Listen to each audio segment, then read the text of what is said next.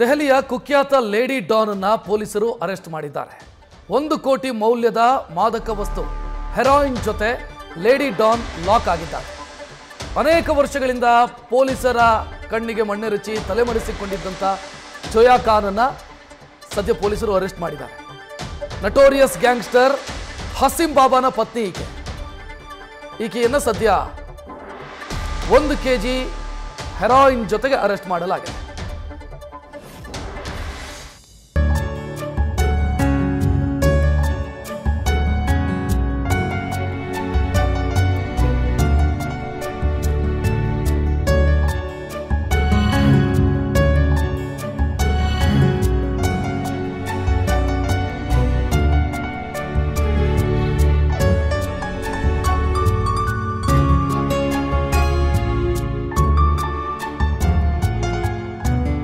ಹೆಚ್ಚಿನ ಡೀಟೇಲ್ ನೀಡೋದಕ್ಕೆ ನಮ್ಮ ಪ್ರತಿನಿಧಿ ಚಂದ್ರಮೋಹನ್ ಫೋನ್ ಸಂಪರ್ಕದಲ್ಲಿ. ಚಂದ್ರಮೋಹನ್, ಒಂದಿಷ್ಟು ರೀಲ್ಸ್ಗಳನ್ನು ನೋಡ್ತಾ ಇದ್ದೀವಿ. ಯಾವ ಆ್ಯಂಗಲಲ್ಲೂ ಕೂಡ ಡಾನ್ ರೀತಿ ಕಾಣಿಸ್ತಾ ಇಲ್ಲ. ಈಕೆ ಹಿನ್ನೆಲೆ ಏನು? ಡಾನ್ ಅಂತಂದ್ರೆ ಹೆಂಗೆ ಈಕೆ?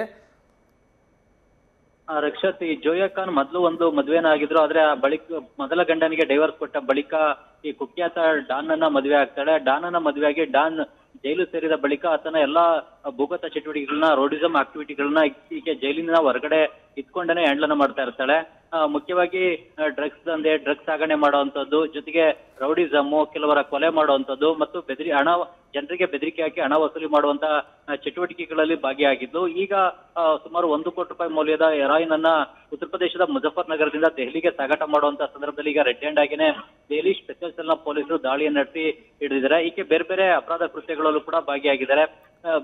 ಈಕೆಯ ತಂದೆ ತಾಯಿಯ ವಿರುದ್ಧವೂ ಕೂಡ ಕ್ರಿಮಿನಲ್ ಕೇಸ್ಗಳು ದಾಖಲಾಗಿವೆ. ಮುಖ್ಯವಾಗಿ ತಾಯಿಯ ವಿರುದ್ಧ ಕೂಡ ಮಹಿಳೆಯರ ಕಳ್ಳ ಸಾಗಣೆ ಕೇಸು ದಾಖಲಾಗಿದೆ.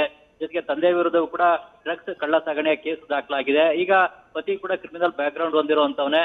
ಆತ ಕೂಡ ಈಗ ಜೈಲು ಪಾಲಾಗಿದ್ದಾನೆ. ಕುಖ್ಯಾತ ಲಾರೆನ್ಸ್ ಬಿಷ್ಣೋಯ್ ಜೊತೆಗೂ ಕೂಡ ಲಿಂಕ್ ಅನ್ನ ಹೊಂದಿದ್ದಾನೆ. ಜೈಲಿಗೆ ಈಕೆ ತಿಹಾರ್ ಜೈಲಿಗೆ ಹೋಗಿ ತನ್ನ ಗಂಡನನ್ನ ಭೇಟಿ ಆಗ್ತಾಳೆ. ಭೇಟಿಯಾದಂತ ಸಂದರ್ಭದಲ್ಲೇ ಇಬ್ರು ಕೂಡ ಕೋಡ್ ವರ್ಡ್ ನಲ್ಲೇ ಮಾತನಾಡ್ಕೊಳ್ತಾರೆ. ಆ ಕೋಡ್ ವರ್ಡ್ ನ ಮೂಲಕವೇ ಹೊರಗಡೆ ಏನ್ ಮಾಡ್ಬೇಕು ಅನ್ನೋದನ್ನ ಗಂಡ ಈ ಹೆಂಡತಿಗೆ ಸೂಚನೆಯನ್ನು ಕೂಡ ಕೊಡ್ತಾನೆ. ಆ ಸೂಚನೆ ಪ್ರಕಾರವೇ ಈಕೆ ಹೊರಗಡೆ ಈ ಒಂದು ಗಂಡನ ರೌಡಿಸಂ ವ್ಯವಹಾರಗಳನ್ನ ಮುಂದುವರ್ಸ್ಕೊಂಡು ಹೋಗೋದು, ನಿಯಂತ್ರಣವನ್ನ ಮಾಡುವಂತದ್ದು, ಜೊತೆಗೆ ಜನರಿಂದ ಬೆದರಿಕೆ ಹಾಕಿ ಹಣ ವಸೂಲಿ ಮಾಡ್ತಕ್ಕಂಥ ಕೃತ್ಯಗಳಲ್ಲಿ ತೊಡಗಿದ್ದು. ಈಗ ಈಕೆಯನ್ನ ದೆಹಲಿಯ ಸ್ಪೆಷಲ್ ಸೆಲ್ ನ ಪೊಲೀಸರು ಈ ಹೆರಾಯಿನ್ ಸಾಗಾಟ ಮಾಡುವಂತ ಸಂದರ್ಭದಲ್ಲಿ ಬಂಧನವನ್ನ ಮಾಡಿದ್ದಾರೆ. ರಕ್ಷತ್, ನ್ಯೂಸ್ ಫಸ್ಟ್ ನಿರ್ಭೀತಿಯಿಂದ ನಿಮ್ಮ ಪರವಾಗಿ.